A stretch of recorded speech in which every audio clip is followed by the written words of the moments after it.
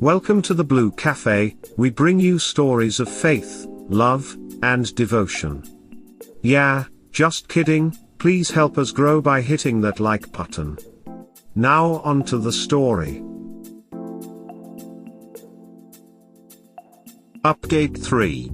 I met Jane but not in the way I expected. This is my third update from this sub. Here you can find the original post and the first update. Here's the second update.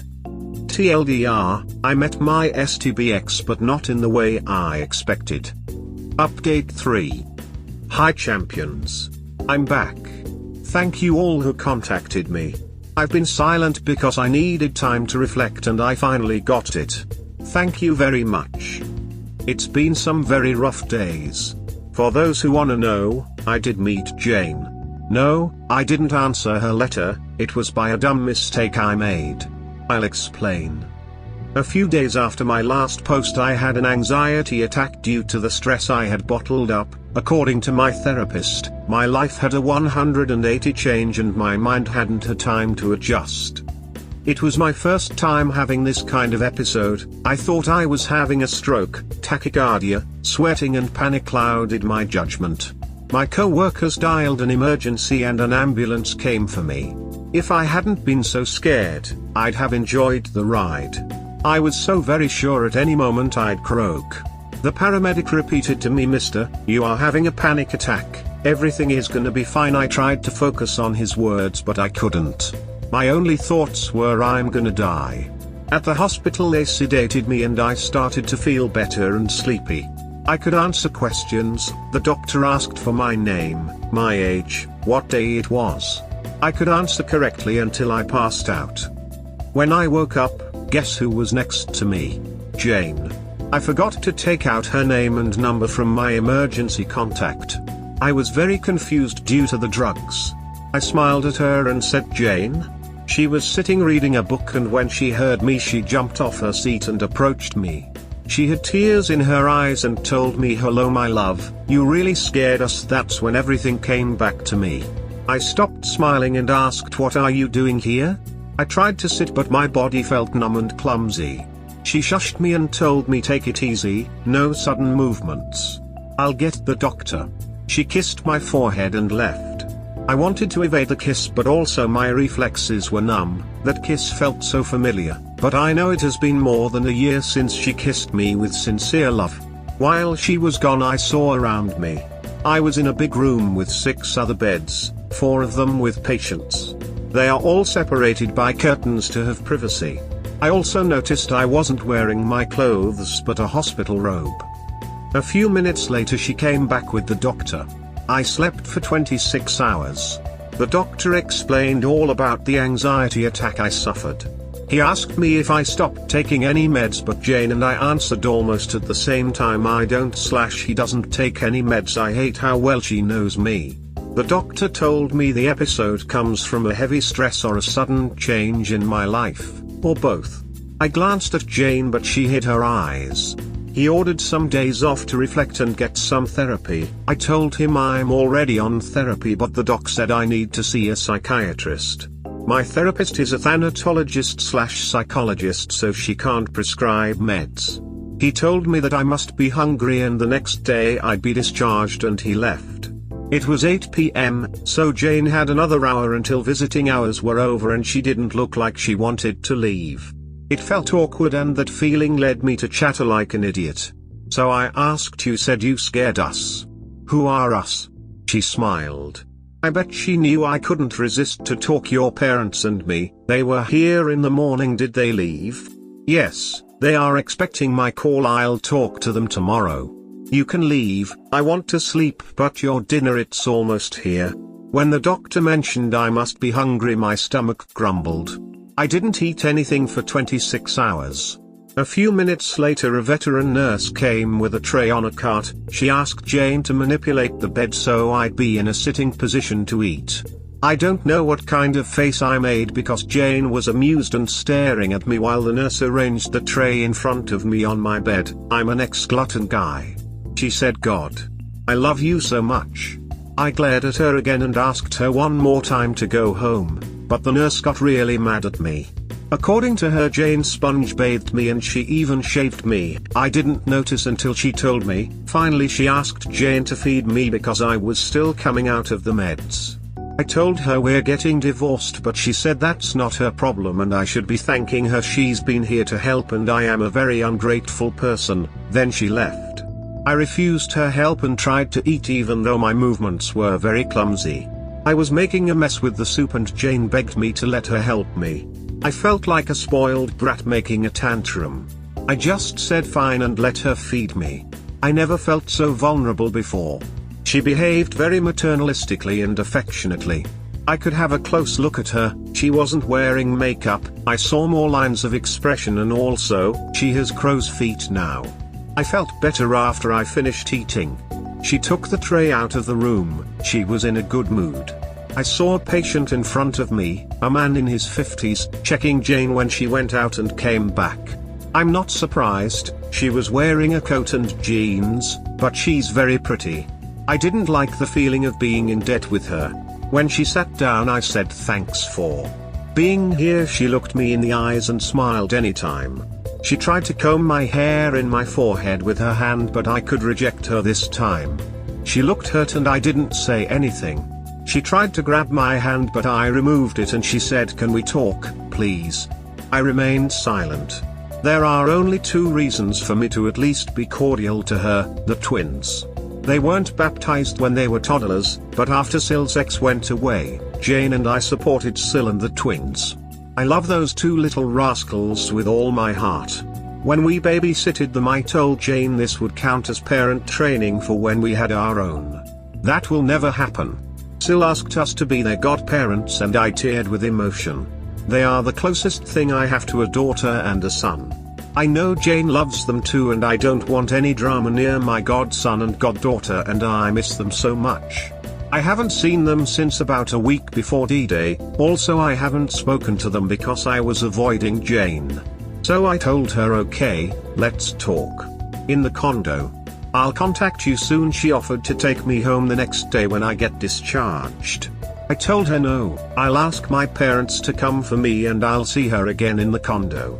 I wanted to talk to my parents. She noticed I was looking for my clothes. She opened a cabinet next to my bed and gave me my phone. I looked at her suspiciously and she made her guilty face again, meaning I am sure she snooped my phone and she admitted it. We didn't utter a word. That's the language we developed by being married 11 years. I don't care if she snooped, I have nothing to hide. I texted my parents and they called almost immediately. While I was talking to them, the same old nurse told Jane visiting hours were over. She wanted to say goodbye but I ignored her. She whispered to my heart, I know you keep your word. I'll wait for you to contact me. I love you. She kissed my hair and left. I do keep my word. My father always told me a man is worth as much as his word. I asked my parents if they knew what happened after I passed out. According to them, one of my co-workers showed up at the hospital to give information about my medical secure. That's when the staff saw the emergency contact and they called Jane. Syl contacted them after the hospital called. When Jane came, she met my co-worker and he left. Jane was waiting for the doctor assigned to me when my parents arrived. My dad was very cordial to her and asked what she knew. After a while waiting, a nurse called out relatives of patient op. They stood up and the nurse guided them to the doctor. They've already tested my blood and told them I'm physically healthy. My anxiety attack stems from a psychological aspect. The doctor asked for Jane to see me because she's the emergency contact. She promised my parents to call them after seeing me. When she came back, she was surprised my parents were still there waiting. She gave them a ride to their home while she told them she helped the nurses to undress me and put the hospital robe on. They didn't talk about our divorce. My parents thanked her for the ride and agreed to visit in the morning and she'd switch in the afternoon around 1 p.m. Also I called Syl to thank her for calling my parents. Luckily my godchildren were still up and I could speak to them. They were drawing get well soon cards for me. I promised to visit next weekend. Next day, it was Thursday, I was discharged from the hospital. My parents took me to my new home. A week before my panic attack I started moving to my new place. I took my personal belongings. Everything else will stay in the condo, I'll rent it as fully furnitured. Luckily there are 3 universities nearby. I know there are students who would kill for a place like mine. I've already bought the basic furniture. A refrigerator, a stove, I have to learn to cook my meals from now on, a bed, a table with chairs and a desk. Cleaning tools. I felt thrilled for the first time. I can call this little apartment my own place. I bought a nice warm jacket for Mr. P. I gave it to him, thanked for his help and told him I'll visit from time to time. I didn't attend my neighbor's dinner. I don't feel like dating yet. I think I need more therapy and some more healing. At my new home I reflected on my goals meeting Jane. I concluded I need closure, understand her actions, make her understand there is no possible reconciliation and end things amicably. I'll divorce her and move on. But I don't want to lose my in-laws. My sweet and incoherent Mel, my stubborn and strong Sil and her twins who I love. I don't want to miss their birthdays and future achievements. I want to be at least cordial to Jane. At work my boss gave me 5 days off starting the next week. I didn't want to stay in, so I went to the beach. It really helped me to be away from everything and rest. I realized I do love my wife, but the chubby one. The one who got excited when Pizza Fridays arrived. The one who I married 11 years ago. The one who supported my dreams and hopes. The one who hugged me when life got rough. I don't know what happened to her. Did vanity kill her? Horniness? No idea, but I loved my wife deeply and the one who betrayed me is not my wife. The one who betrayed you was your wife. She became different after. The betrayal wasn't the sex, it was everything that led up to it the first time. I like how you are handling everything up, and I hope you confirmed Baldy being fired and hope you realize dating doesn't have to lead to marriage. You can date and end up platonic. But dating is just a way to practice getting to know whether person can connect with you, and you have been out of that game for a while. Good luck Hop. Very wise words. I hope Hop reads this. I always tell people you never loved them because deep down you never knew them. Only the lie they sold you. Even if someone decides to try reconciliation, they will be rebuilding someone whose parents failed to raise them to have any real morals.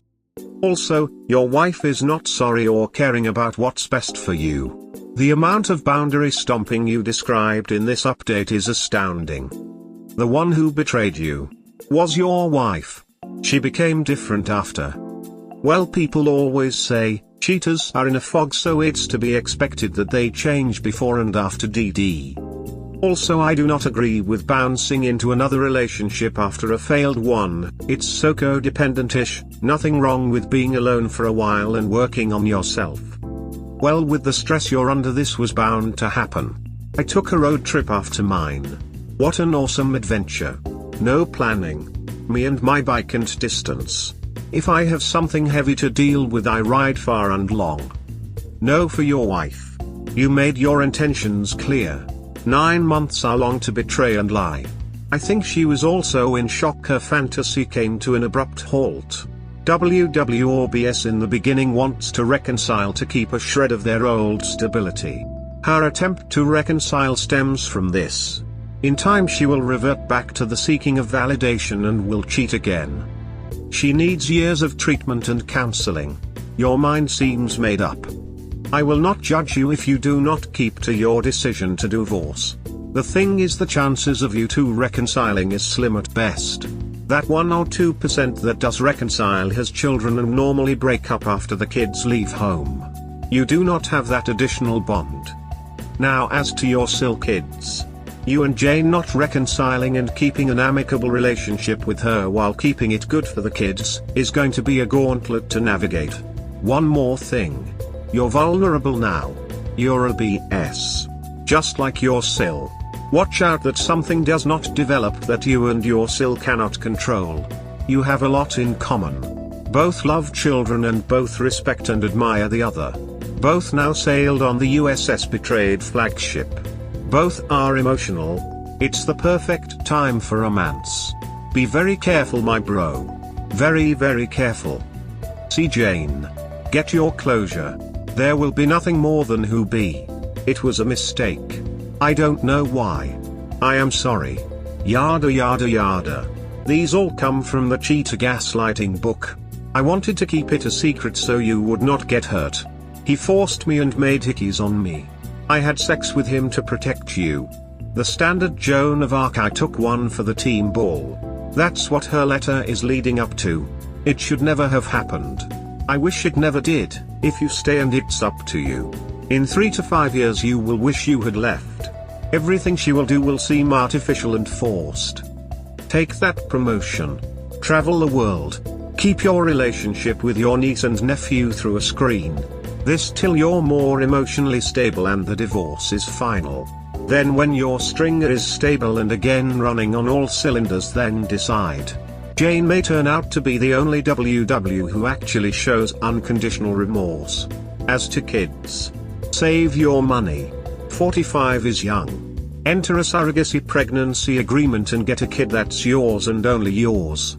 The egg was donated. The surrogate is not related to you or maybe a sister. I read of a 54-year-old mom carrying her son and his wife's children because his wife had to have her uterus removed during emergency treatment. Without Jane the possibilities are endless. With her? Well, that's your choice. We can only try and give opinions. You will have to shape and live your future. Whatever you decide, we will be here chiming in our collective learnt experience gained in the hard knock world of betrayal. Hoping and praying for you, brother. Take your time. Rest. Small steps. Decide, and move slowly. No regrets. Glad to see you are keeping strong and not falling for her bullshit. Did she read your posts when she snooped through your phone?